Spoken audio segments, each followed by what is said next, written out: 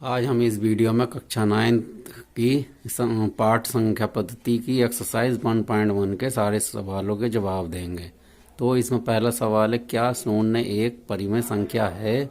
क्या इसे आप P अपॉन Q के रूप में लिख सकते हैं, जहां P और Q पूर्णांक हैं और Q बराबर 0 नहीं है। तो आइए, इसका जवाब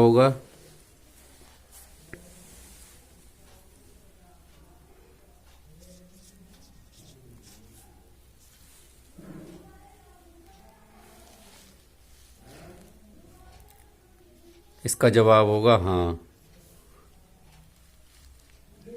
इसे 0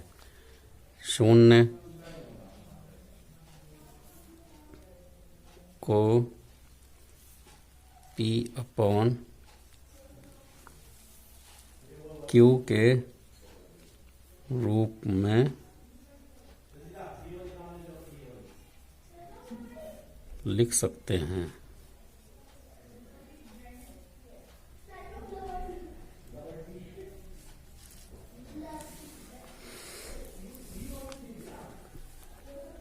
इसमें क्या है, P बराबर हमें 0 मानना है और Q बराबर क्या है, कोई भी पूर्णांक में क्या है 1 2 3, जो कि हम पूर्णांक के बारे में हम पिछली वीडियो में हम आपको बता चुके हैं। तो इसमें से आप 1 2 3 कुछ भी मान सकते हैं, जहाँ Q बराबर 0 नहीं है। इसमें हमें सवाल में ही दिया हुआ है। तो अगर मान लीजिए इसे हम P अपॉन Q के रूप में लिखना हो तो P बराबर 0 और Q बराबर मान लीजिए हम 1 मानते हैं, तो 0/1 क्या हो जाता है, 0 ही हो जाता है। तो इसका मतलब क्या है, ये जो है कथन सत्य है।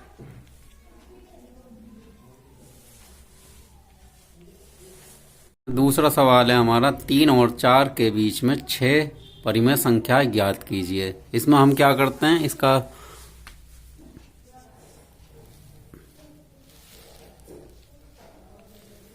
इसको इस तरीके से हल करेंगे। जितनी भी हमें संख्या निकालनी होती है उसमें एक प्लस कर देते हैं। कितनी संख्या चाहिए हमें, 6। तो 6 में क्या करेंगे, एक प्लस करेंगे तो क्या आ जाएगा, 7। अब ये जो 7 आया है, हमें किस संख्या के बीच में निकालनी है, 3 और 4। इसमें क्या करेंगे हम, इस 7 का दोनों में ऊपर भी और नीचे भी गुणा करेंगे, जिन जिन संख्याओं के बीच में हमें निकालनी है। तो इधर क्या हो गया, 7 या 21/7, और इसमें क्या हुआ, 7 चौक 28/7। तो अब कितनी निकालनी है हमें, 6 संख्याएं। तो 6 संख्याओं के लिए क्या करा हमने, 6 में 1 को प्लस कर दिया और उसमें 7 आया, तो हमने इस 7 का दोनों संख्याओं के बीच में, 3 और 4 के बीच में निकालनी है। तो हम दोनों में इसका ऊपर नीचे गुणा कर देंगे। तो अब हमें क्या निकालनी है, 6 संख्याएं। तो अब 21 से हम शुरू करेंगे इसे, 22/7, 23/7, 24/7, 25/7, 26/7 और 27/7। ये कितनी हुई हमारी, 1 2 3 4 5 6। तो ये क्या आया हमारा हल,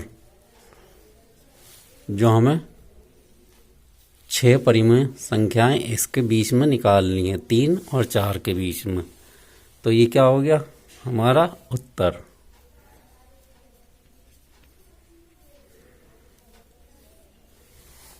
ये अब करते हैं हम सवाल नंबर 3। इसमें क्या है, 3/5 और 4/5 के बीच में 5 परिमेय संख्याएं ज्ञात कीजिए। ये भी बिल्कुल पिछले वाले सवाल नंबर 2 की तरह ही हल होगा। इसमें कितनी निकालनी है? 5 परिमेय संख्या, और किसके बीच में? 3/5 और 4/5। कितनी निकालनी है? 5। तो हमने पिछले सवाल में क्या किया था, जितनी भी हमें परिमेय संख्या निकालनी है उसमें क्या करते हैं, 1 प्लस कर देते हैं। तो 5 + 1, तो इसमें क्या आया? 6। अब इस 6 का हम क्या करते हैं, आपको पता है कि जिसमें हमें जिन संख्याओं के बीच में परिमेय संख्या ज्ञात करनी है उन संख्याओं में ऊपर नीचे उसका गुणा करते हैं। यहाँ हमें किसके बीच में निकालनी है? 3/5 और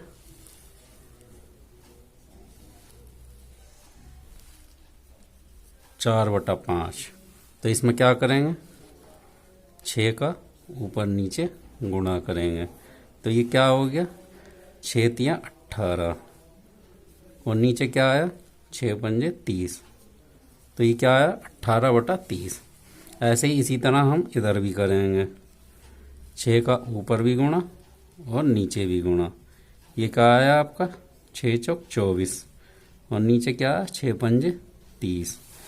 तो हमारी परिमेय संख्या किसके बीच में निकालेंगे हम, 18/30 और 24/30। कितनी निकालनी है, 5। तो हम किससे शुरू करेंगे, 19/30, 20/30, 21/30, 22/30 और 23/30। अब ये एक बार हम गिन के चेक कर लेते हैं कितनी हुई। 1, 2, 3, 4 और 5। तो ये आ गया आपका उत्तर। कितनी परिमेय संख्या ज्ञात करनी है, 5। तो जिसमें ये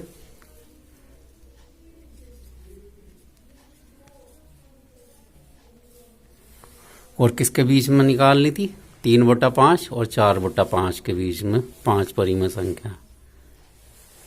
चलिए अब आता है हमारा सवाल नंबर 4, जो कि हमारा आखिरी सवाल है। नीचे दिए गए कथन सत्य हैं या असत्य है, कारण के साथ अपने उत्तर दीजिए। तो इसमें पहला सवाल क्या है, प्रत्येक प्राकृतिक संख्या एक पूर्ण संख्या होती है। तो प्राकृतिक संख्या आपको, प्राकृतिक संख्या और पूर्ण संख्या मैं आपको पिछली वीडियो में बता चुका हूँ, वो आप पीछे जा कर के देख सकते हैं। और प्राकृतिक संख्या क्या होती है और पूर्ण संख्या क्या होती है।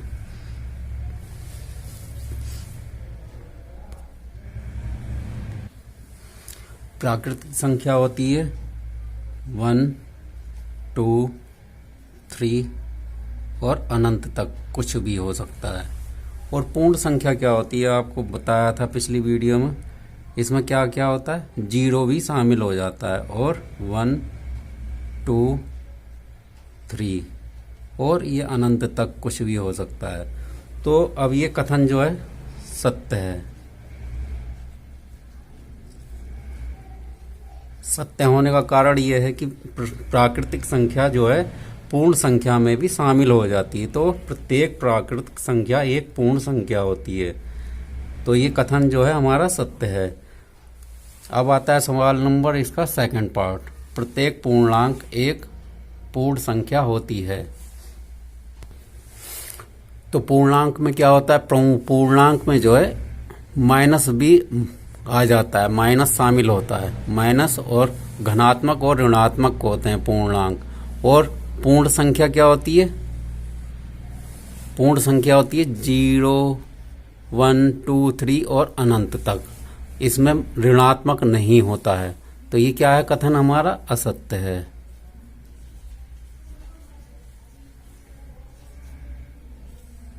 असत्य इसलिए है क्योंकि पूर्णांक में जो है धनात्मक भी होता है, धनात्मक भी होती है ये संख्या। तो और लेकिन पूर्ण संख्या में धनात्मक नहीं होता है। तो प्रत्येक पूर्णांक एक पूर्ण संख्या होती है। तो इसका मतलब है ये कथन असत्य है। अब आता है हमारा लास्ट कथन, प्रत्येक परिमेय संख्या एक पूर्ण संख्या होती है।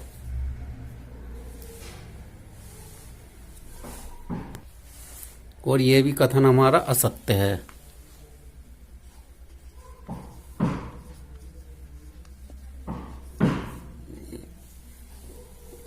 असत्य क्यों है? परिमेय संख्या मान लीजिए